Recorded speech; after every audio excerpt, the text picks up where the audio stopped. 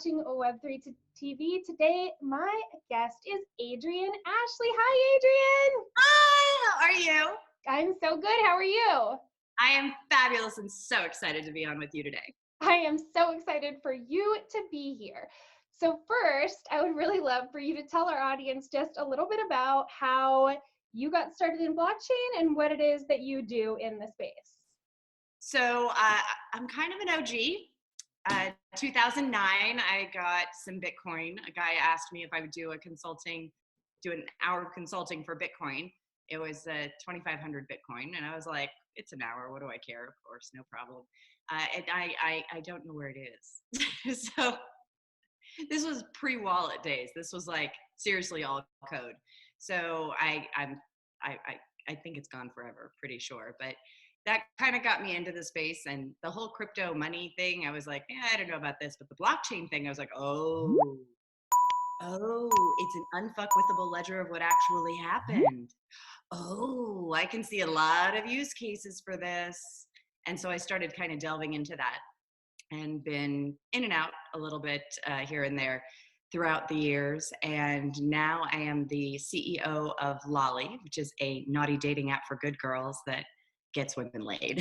So we give women the safety, security, and certainty they need to say yes, and then we log consent on the blockchain. And because getting them to say yes even means going to dinner, and they need much more information, credibility, and certainty about who this person is, just to get them in the shower, shave their legs, dressed, and out the door to dinner.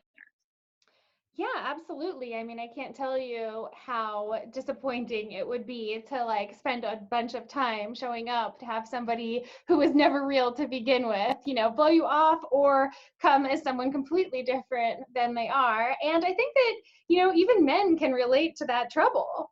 Well, that is the man's worst fear, is that she's going to be fatter than her picture. But a woman's worst fear is that he's going to be a serial killer. So I have to account for both of those things. And it's been very interesting having these conversations all over the world.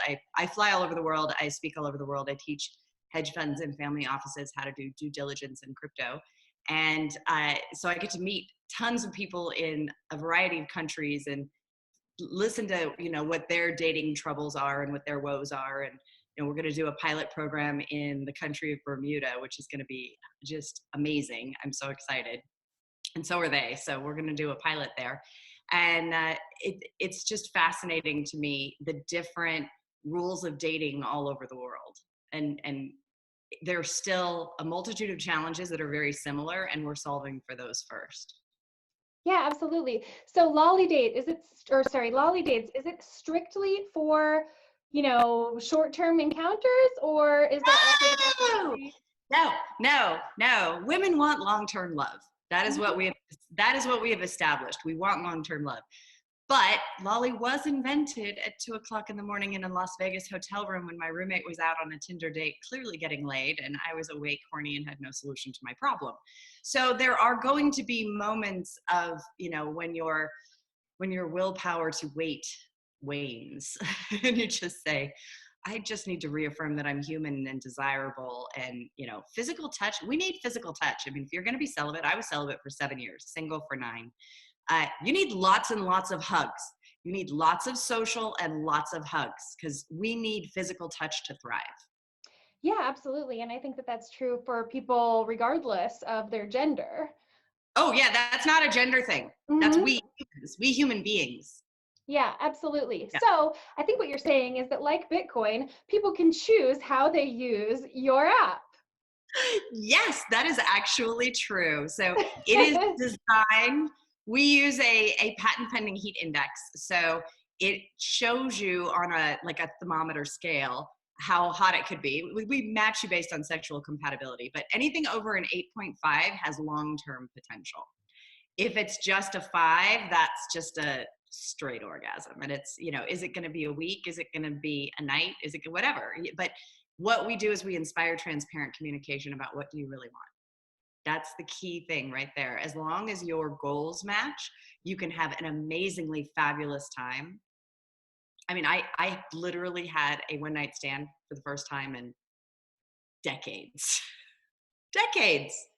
But it was necessary. I'd just broken up with a boyfriend. I was like fastest way to get over someone is get under somebody else. And he was a lovely, kind, fabulously wonderful human being who we had no long-term potential. He's geographically undesirable.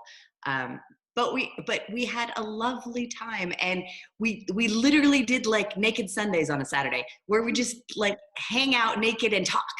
Mm-hmm. Yeah, Well, I think hadn't that's done something that sorry. No, I hadn't done that in forever. And I was like, oh my God, my husband and I used to do this when I was married. I love naked Sundays. So that went back on the list of what I want.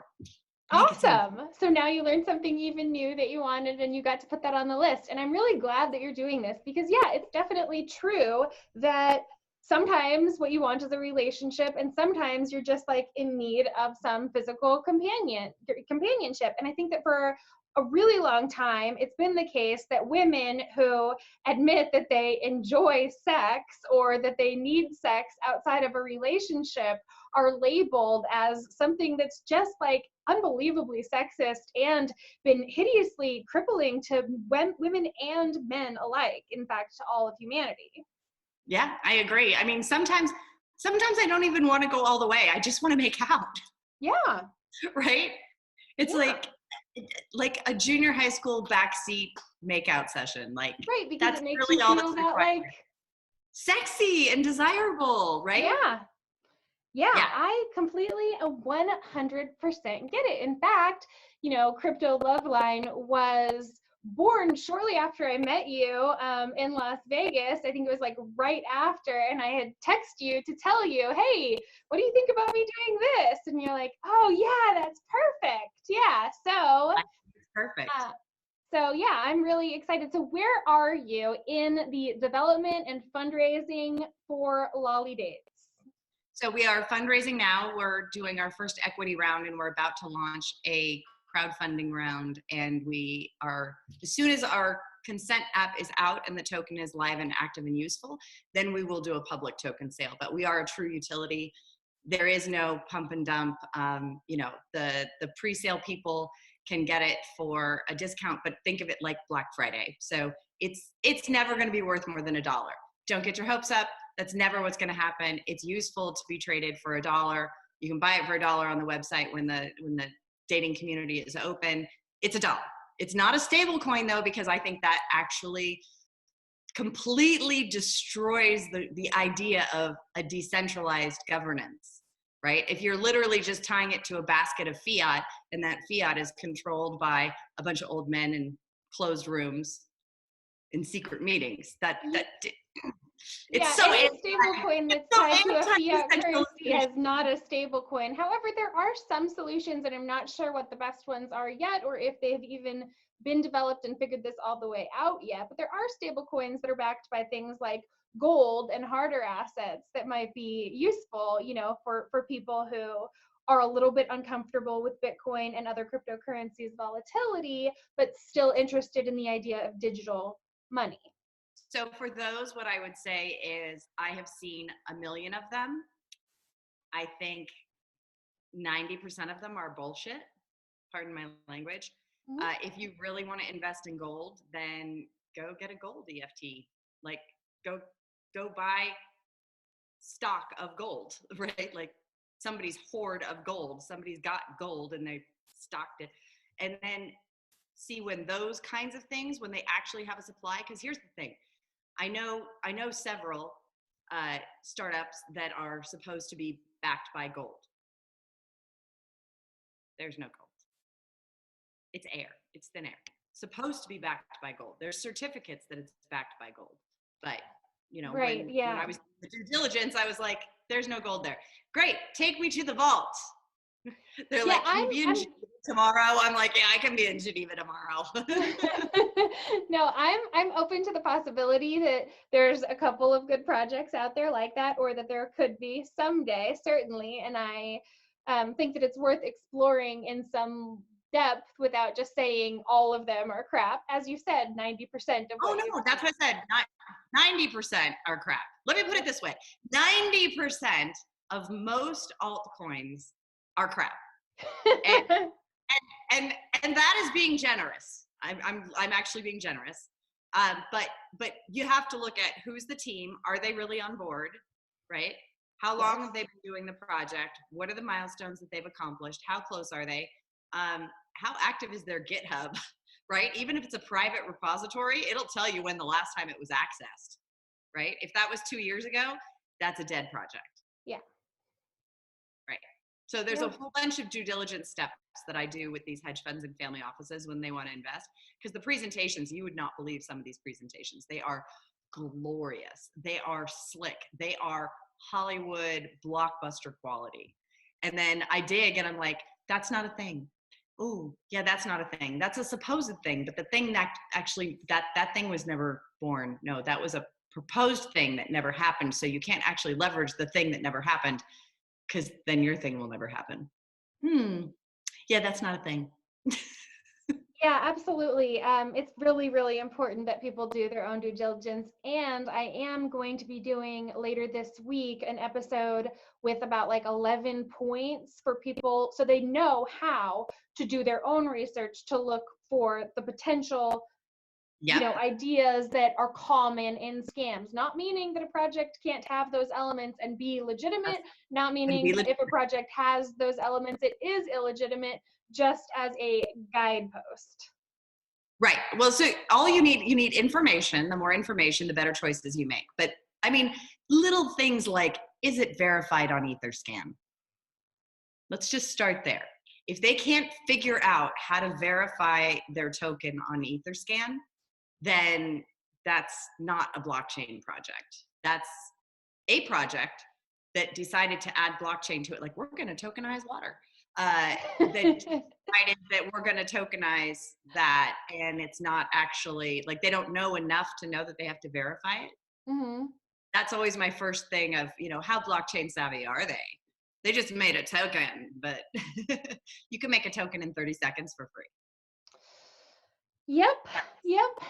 And That's we not saw right. a lot of that kind of thing in 2017, late 2017, early 2018, and I'm really hoping that we're going to at least learn from our mistakes.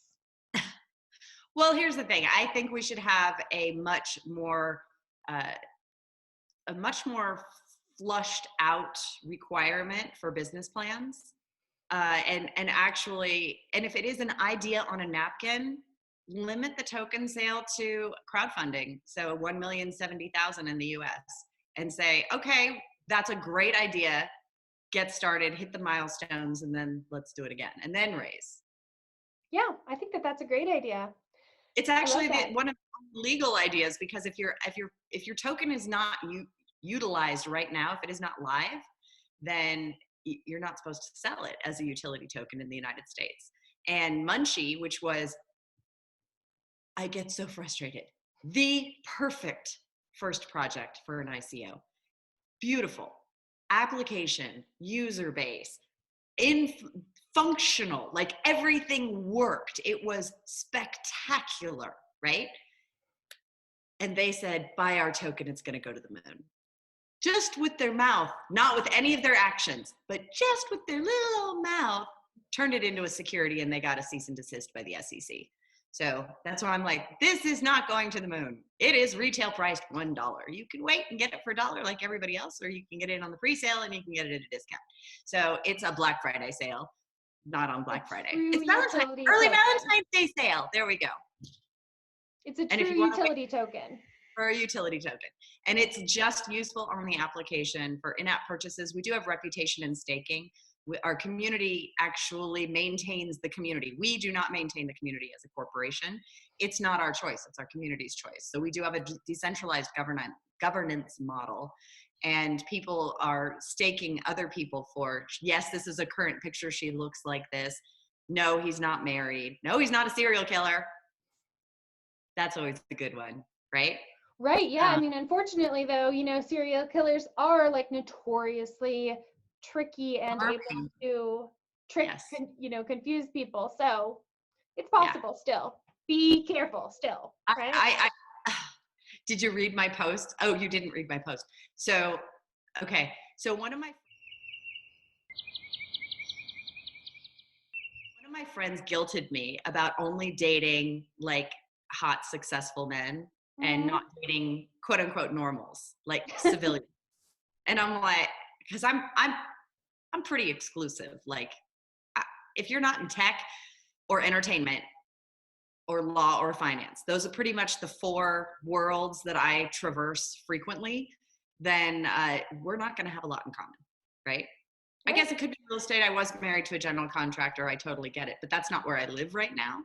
Mhm. So, so I've been trying to just date my people, right? People that Sure. would that I would have things in common. So I tried to date a civilian. Oh my god! So he's cagey about where to meet. He's like, I know the perfect spot. But it's hard to find. So we'll go together. And then he mentioned something about I've never ridden in a Mercedes before. That's pretty cool. And so he gives me, and I said, well, I'm hungry. Do you want to get something to eat first? He goes, no, just meet me. Meet me after you're done. And I'm like, red flag, right? Mhm. So it's like dinner time, but he doesn't want to meet to eat. Okay. So I'm like, he's cheap. This is it. Because I said meet for a non-alcoholic drink. Mhm. Um, I meet him at the address he gave me is a gas station. And I had reconfirmed this is a public place you're taking me to. He goes, yes, it's a public place. I'm like, okay. So he pulls up next to me in the gas station and says, follow me. So I follow him. We end up in this parking lot. And I think he's just going to park his car and then get in my car and we're going to go to wherever this obscure little place is. No, I start going and he goes, where are you going? This is our spot. And I'm like, excuse me? What do you mean this is our spot? I said public place for a non-alcoholic drink. No, first I said public place. And he goes, this is public. It's the post office. It's a public building. It is a dark, empty parking lot where no one is, and I mean huge parking lot, and we're in the middle of a huge parking lot, not under a street light, by the way. Like, what the ever-loving fuck? And I'm like, I said non-alcoholic drink. He goes, oh yeah, I don't do that. And I went, you don't, he goes, I could be at the gym right now. I made time for you. I'm like, then go to the gym, get out of the car. And thank God he got out of the car. I mean, that Yeah. from the time that I got to the gas station and said, this is a gas station, to the time I kicked his ass out of the car and sped off was 6 minutes. So it was not that long, but it was like, I was like hyper aware, like, what the Yeah, hell? you were scared that he could be a serial killer.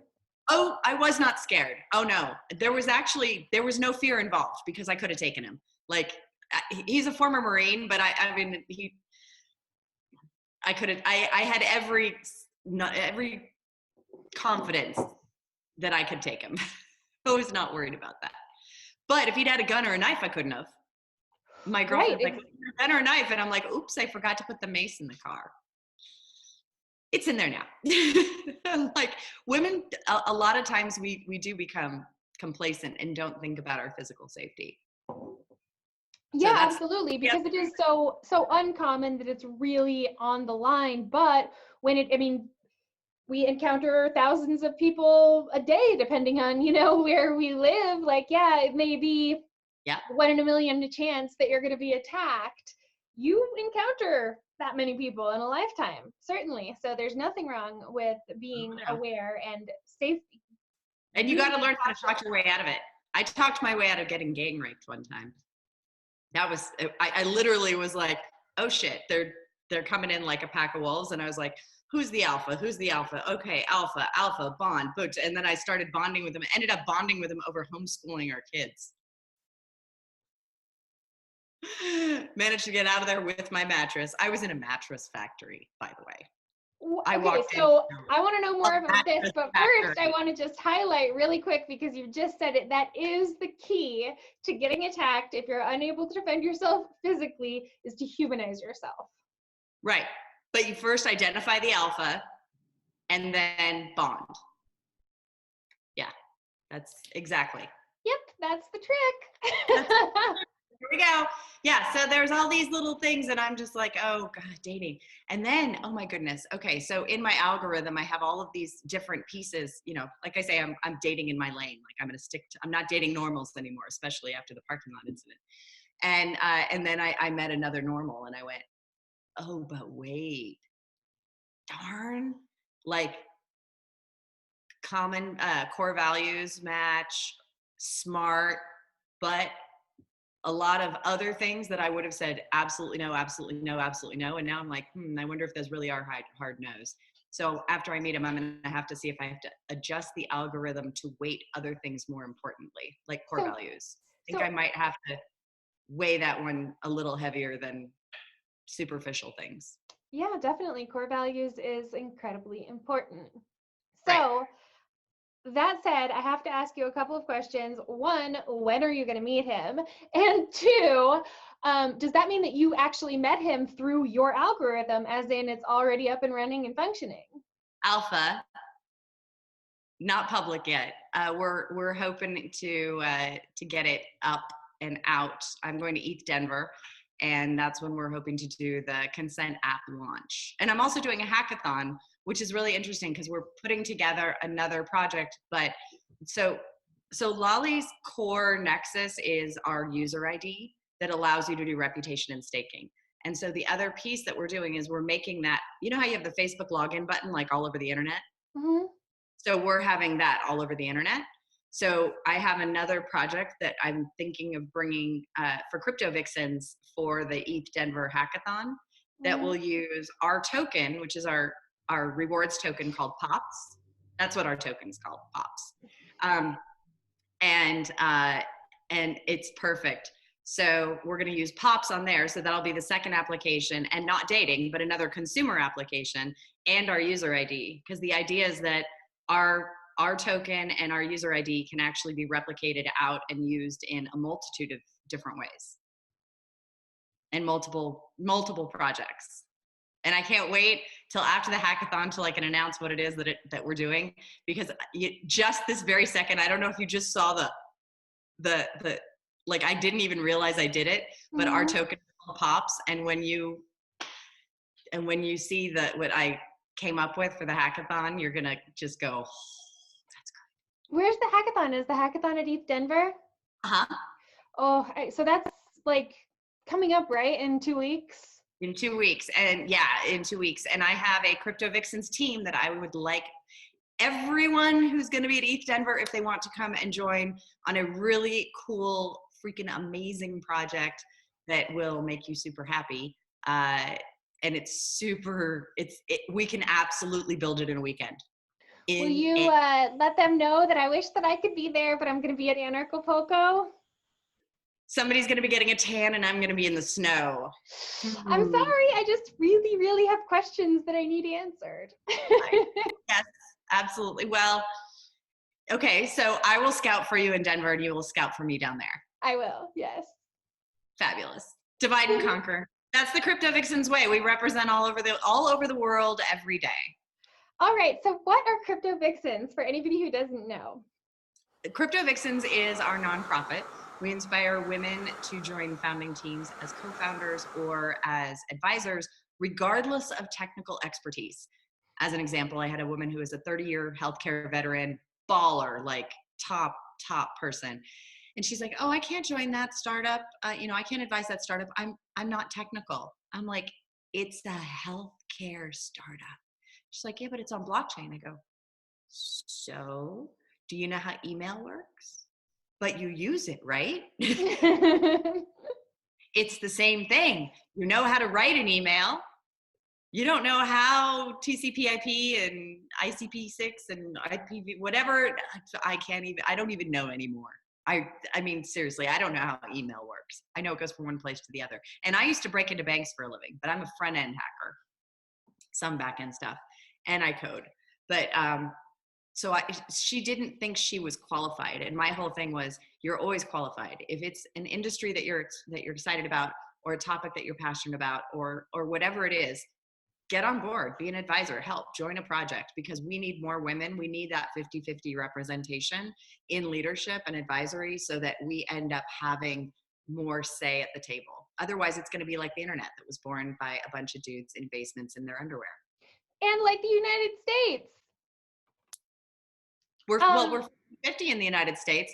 So yeah, Congress should be 50-50. No, what I mean is how it was founded and the laws were written.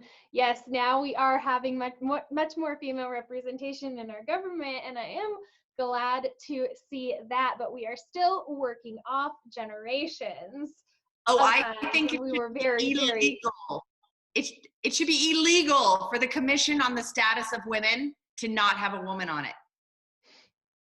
Okay, Sorry. so here's a Commission on the really Status of Women, interesting. government should actually be all freaking women.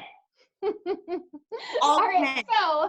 so I 100% understand your perspective, but I think it's important to address this for the people, specifically for the women who may feel differently. There are definitely different camps and different spectrums within blockchain of where women feel that the role of women or that discussing the importance of women's position is. And there are several who believe that any of the like pro-woman thing gets away from the all-inclusive idea of blockchain being for everyone. So what I'd really love to hear is your perspective on that. Okay, I think panels that are women in blockchain end up being a whiny bitch fest. So I won't be on one.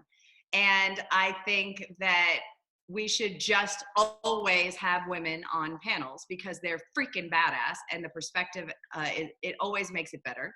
The diversity is better. The conversation's always better because there's always a zinger, especially if they put me on the panel, because you never know what I'm going to say. So that's always fun. And then I think that women should just be included. I think it should be talent-based. The issue that people have is they go, well, I don't know where to find women. I'm like, okay, Google my name. There is a list of, I think, 300 badass women speakers. I'm near the top because I'm an A. There's 300. Pick from there. So when I do panels and when I put content together, I always cast the women first because I can always find men. I can find 10 men in AI, no problem. I can find, 2 badass women in AI and figure out which one's available at that time slot to be able to do it. So I always pick women first, make sure that I have enough diversity, at least 50% representation. But it's talent first, not just gender. Yeah, of course. Talent has to be a part of it. And that's something that I think that has always been part of that other argument is if we say that women have to be in an equal number of roles, what if women just aren't as talented as men? And that's they're not looking hard enough because I'm sorry, the next time you put a stupid model on stage who barely can use email, let alone code, in a position of authority on a particular panel with a bunch of freaking badass men, and make her look stupid, I'm going to punch someone. Just that's yeah. not okay. All right, And so in you a said that you plunging neckline. No booth babes on stage. There, I said it. No booth babes on stage. If you are on stage, I need you to be able to string a sentence together. I need you to be able to go toe to toe with the snarkiest, douchebaggiest dudes on the planet. Let me tell you, once you learn how to do that, then it's sport. It is so much fun. I get on stage with some of these guys. They're misogynists. I generally try not to, but sometimes, I'm traveling around the world. I don't know who I'm going to be on the stage with, and that's who it turns out to be. Is they pull that crap, and I'm like, ooh, toe to toe. You want to have a dick measuring contest, baby? You are not going to like my mandango, baby, when I put it on the table. Because let me tell you, it is way fucking bigger than yours. I may have tits, but I'm packing. Yeah, I'd agree. All right, so but other than that, other than not wanting booth babes on stage, how do you feel about just companies having booth babes? Okay. This is the problem with crypto, right? They have these big events at strip clubs. They have booth babes. They're literally the girls in the bikinis with the Lamborghinis, right? Lambos to the moon. And that's like the branding of crypto and all that. And I think we need to have a blockchain for social good where the booth babes are actually like passionate activists. So I have no problem. My friend Katie's a booth babe, and Katie is a booth babe not because she is a Playboy bunny, but because she has curly hair out to here and this amazing smile, and she's engaging and she can talk to anyone everywhere. She's fabulous. And she runs trade shows and things like that. but she's amazing. Now, I have no problem with booth babes like that. The ones that have a 60 IQ that are there because they got the, you know, the E size implants, I disagree with that. Okay. I don't think women should be objectified for their bodies. If they have a great body, great, so do I. I think they should be showcased for their mind. I agree with you entirely. However, I will say that I think that there are some advantages to having women who are beautiful regardless of their IQ or intelligence, because merely having them around other people who are talking about things like cryptocurrency and blockchain technology and other educated things may help to give them ideas that they could start to better themselves. So I have no issue whatsoever Okay. with any of it. Okay, so you're saying, gentlemen, if you're going to date the dumb ones, educate them. I'm actually doing that right now with this one cutie pie. Well, no, I don't even mean Not in my if you're gonna lane. date them. I mean, if you're gonna, I'm like, here's a certification course. I need you to get in my lane. if you're going to employ them to be your booth babes, at least expose them to the technology and the currencies that you're discussing. Pay Right? them in crypto. Duh. There are Udemy classes which give I mean, in like 3 hours, you can get an understanding of blockchain and all the terminology and where it came from and everything. And then you can pick whatever currency or whatever blockchain, whatever project you're representing is on, and then go do a deep dive in that for 4 hours. And within 10 hours, you're going to be actually way more expert than most mainstream people. Yep. And so, I mean, it's all about education. So yes, if you're going to hire the pretty girls, please educate them. Yeah. And if you educate them, pay them in crypto, even just an introductory level, then I have no issue with that whatsoever. I mean, bring it, like if that helps to further the cause, if that helps to spread adoption and awareness, use it. Oh, my friend had an idea for strippers, and I thought it was just freaking genius. Okay, what is it? Bitcoin. Well, pay strippers in Bitcoin. Oh, yeah. And and tip them in Bitcoin. I just thought that was absolutely freaking genius. And if you remember, I don't know if you saw The Big Short. I did. And where the stripper's like talking about mortgages, and he's like, "Oh yeah, it's gonna hurt." She goes, oh, "I got 4 condos." It's like, right? Yep. If we can get the strippers to understand blockchain and Bitcoin and utilize it, because remember, and also porn is always ahead of the curve, right? For sure. I'm all about those super empowered women who are sex workers or strippers or cam models and accepting payments in cryptocurrencies as well as fiat currencies. And like just by being there, like just by having that like option, Bitcoin, whatever payment method in the bottom, like those girls are awesome. They're my heroes. So the reason that I like it is technological advancement, right? So porn was doing digital downloads before we were doing streaming, right? They had VHS tapes before the mainstream movies came out of the theaters. Like they always do everything technologically more advanced. And they haven't quite, they kind of with the spank chain thingy, not quite adopting the digital currencies yet. So I'm like, that is ripe for taking over. Somebody's going to come up with a phenomenal solution for that. And then once that happens, boom, mainstream adoption. That's why I'm doing a dating app. Everybody knows what a dating app is. Everybody knows how to use a dating app. Everybody knows how to use in-app purchases. The fact that it's on blockchain is invisible to the user. They don't have to understand it or know it.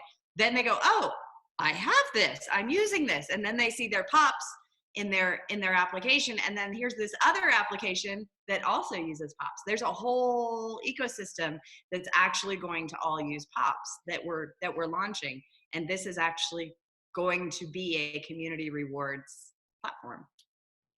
We'll just start with dating. I'm super enthusiastic. Okay, so here's another question. When are you going to go out with that other normie guy? Either tonight or Wednesday night. I was going to do Tuesday night, but I actually am on a live global webinar on Tuesday night, so I can't do it. I check my calendar. I'm like, so I think either tonight, coffee date. We'll see. I made him trim his beard. So he had a really long, I mean, like ZZ Top. And I'm like, no, no, no, no, no, no, no, no, no, no. Did you ever meet my former boyfriend, the I don't youngin? think so. No. Okay. He just had a very neatly trimmed beard, and that was totally fine until he shaved it. Because I'm very confident, and then he just got too good looking, and every insecurity in my body came out all at once, and I'm like, oh, you need to grow that beard back. Oh You're too good looking. I wasn't prepared for that. He's like, I've shaved before. I'm like, no, you haven't. So Adryenn, what would you do if you got really, like, if you just like upped your factor, and the guy you were dating got really insecure? What would I do? Yeah. I would reassure him that I only had eyes for him. That works too. Yep. Yep. And be like, it's okay. So, everybody's jealous of you, babe. No worries. So that's a good way of handling it. I like that, Adryenn. It's all about, like, because it's my insecurity. I have to own my trigger, my insecurity, right? So I have to talk myself off the ledge too. But my partner can always be like, it's okay, I've only got eyes for you. And that reassurance, that little squeezing in the butt in public, the physical body language that we're a thing, reassures. But he was really too good looking without the beard. I mean, So like, what I happened? never would have. The relationship ended? He moved back to Florida where he's a lawyer, and I don't do long distance. And then God has a sense of humor. So then I started doing long distance with my 6th grade boyfriend's little brother. Then I moved back to Reno, and then we broke up. So. You're in Reno? Yeah. I thought you were in Las Vegas. I didn't know you were in Reno. Oh, no. I was in Denver, and then I'm now in Reno. Yeah, back in Reno. My kid, super happy, sings, has tons of friends here, loves it. My mother, happy I'm back, super happy I'm back. But the dating pool here is challenging. Well, I go through Reno once a year on my way to Burning Man. Everybody does, and I now. So I used to have like 20 people at my house before and after Burning Man. I have my own little burn. And I have the clean burn in the beginning when nobody has playa all over them, and then I have the dirty burn at the end. And then this last time, I had so little room. I had Brittany Kaiser and her sister and Matt McKibben and Foo Styles, and that was all I could have. I love Matt McKibben. He's the best. Oh my God, he's so fun. So this year I have a bigger house, and with couches and floors and my 8-foot chill sack beanbag and bedrooms and everything else, I can probably do like 18 to 20. I used to be able to do 22 and everybody had a bed, and then I could do 40 with floor space and sleeping mats and things like that. Mm-hmm. And we're burners, so you don't care. You already have care. It. No, that's my whole point. That's why I'm like, it's Burning Man. I love the clean burn, because then the house isn't like completely torn off. Like I make y'all hose you off, and you got a shower. Like there's one shower that is the remove the playa. Now you may enter the house. Mm-hmm. That makes sense. So you have no desire to join us on the playa? I have to join you on the playa because Foo's getting married this year. So this year I'm going, yes. Oh, yay! I know, it's been a long time coming. I was supposed to go 10 years ago, and then my kid had a meltdown and needed me. And so I didn't get to go. And I've been meaning to go. I was supposed to go this year, but the boyfriend at the time, who was supposed to handle everything and get the tickets and everything, mm-hmm. Then he's like, I can't go, but I can get you a wristband. And I'm like, okay, so I'll have a wristband, but no camp, no supplies, no nothing. My body can go and have in and out privileges. I get that it's the whole like barter community thing, but I'm probably going to need something. Yeah. Besides just sunscreen and, a wristband. Yeah. Yeah. Yeah. Yeah, like an RV. Yes. So that is full of stuff. So that is actually one of the challenges. One of the things that we're going to do is start. I've got the shelves ready. I'm going to start. I got gas masks, by the way. Awesome. I just bought new gas masks. So I have like playa certified gas masks. I just bought coronavirus gas masks. Ooh, smart. Yeah. So I'm like, go bags needed updating. Yeah, yeah, Yeah. definitely. All right, cool. Well, okay, so you are making a big announcement at ETH Denver. You've got the hackathon. What else is on your like agenda timetable? Do you have a white paper that's ready for people to read? Oh my God, Loly.io, LOLY.io. Everything is there. Yeah, white paper's there. We have a business plan for accredited investors who want to do equity. We have, our marketing plan is coming together. The videos are almost done. I'm so excited. We I'm put part of consent that. blockchain. Like, really, we solved the Me Too epidemic. Mhm. And I cannot wait. I'm so excited. I'm so excited too. Yay! Yay! All right. Anything else super exciting or like, so on Twitter, you are at Adryenn, Adryenn. Is that right? I'm Okay. at Adryenn literally everywhere. At Adryenn. Pick a platform. I missed Polyvore. Some 14-year-old got it. Other than that, I'm pretty sure I'm everywhere at Adryenn. All right. Awesome. Awesome. So anything else you want to share before we wrap this up? No, to your happiness. I'm looking forward to everything. Thank you for having me on the show. Super Thank you excited. so much And for being here. you're welcome. And let's decentralize everything. Decentralize everything. Yeah. All right. I'm Nicole, Crypto Loveline, Web3 TV. And I'll see you soon.